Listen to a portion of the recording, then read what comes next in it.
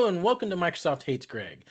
My name is Greg Deckler, and today we're going to be talking about a customer, a real customer story in which they rejected Microsoft Fabric. So, to give you, and you can, hopefully Microsoft and those folks take this as constructive criticism, but they probably just won't listen to it at all, or just stuff their head in the sand, whatever. But I want to explain why I'm seeing customers reject Microsoft Fabric, and I will admit it's come a long way in the last year. It's something you could probably use in production, but here's why some, not all, but some customers aren't. So a little bit of background about this customer. I've worked with them for like 10 years. I've helped them roll out Power BI within the organization. And we took this on-prem SQL Server, we moved it up to Azure SQL Server in the cloud. So it's been running up there. It's hundreds of gigabytes in terms of it's very large. It's been growing over the last 5 years. So basically, it's been time. It's starting to slow down. We've done all the tuning and tweaking we can to it. So they just need to figure out something different that'll scale better. So they wanted to look at Microsoft Fabric, and they took a close look at it. And their comments in terms of, I had a meeting with them and we were kind of going through everything, and this is what ruled out Microsoft Fabric. So what they did is they tried to take like a 10 gigabyte database and like restore it into a Fabric SQL database. And they were doing it on F32, and it just basically almost immediately pegged, the F32. They, ran out of CUs, all of that fun stuff, right? So simple things cost too many CUs, right? I hear that again and again from a lot of customers.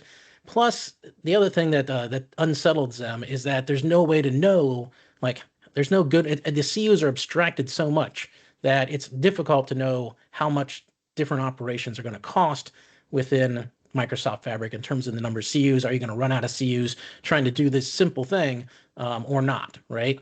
And that wouldn't be so bad, except coupled with their next complaint, which is there's no ability to upgrade a reserved instance, right? So if you have an F32 and you would like, oh, I'm going to need more, our environment has grown now, I need an F64, or I need to do this new thing within the environment and I want to upgrade it to an F64, Microsoft won't let you do that.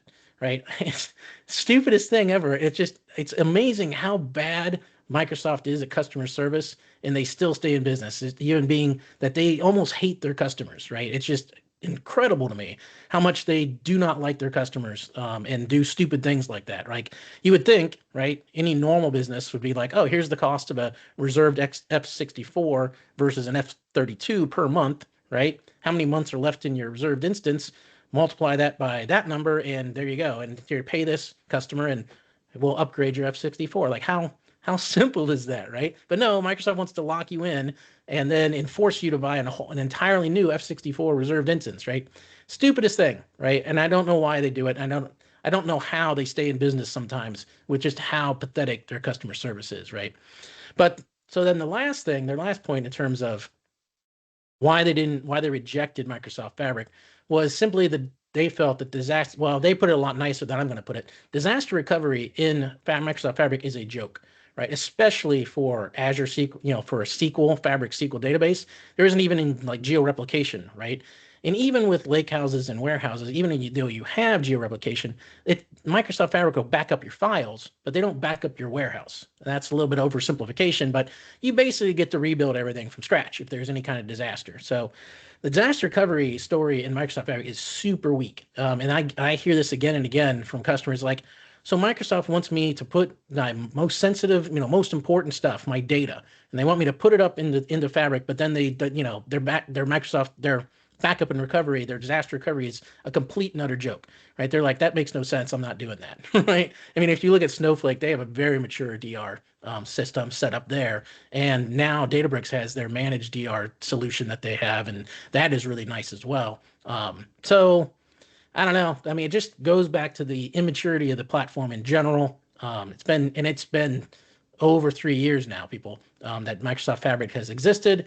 It should never been released when it was, and all the MVPs that have been hyping it the last 3 years have lost all credibility, in my opinion, because it really is just not a mature platform and not something you should trust with your data when their disaster recovery is a utter joke. So there it is. That's why at least this customer and other customers that I've talked to, That's a lot. These are some of the reasons why, real world reasons why they're rejecting Microsoft Fabric and not choosing to put their stuff on it, right? And so what they chose instead, might as well let you know about this. They chose Azure SQL Hyperscale, and so that's what they chose instead, and that's what they're going with because it's a pretty simple migration path, and it checks all the boxes, and it actually has a good disaster recovery story versus the joke that is Fabric, right? And they don't get locked in, and they have to, like, if they need to scale it even more, they can scale it even more, right? Then they're not locked into an F32 SKU and all that, which, again, just not to harp on it, but really, Microsoft, you force your users to go to a SKU they never wanted in the first place, and then you try to lock them into it where they can't upgrade that SKU. That's just as total BS. So that's it. That's all I had for this video. Hope you enjoyed it, and I'll see you next time.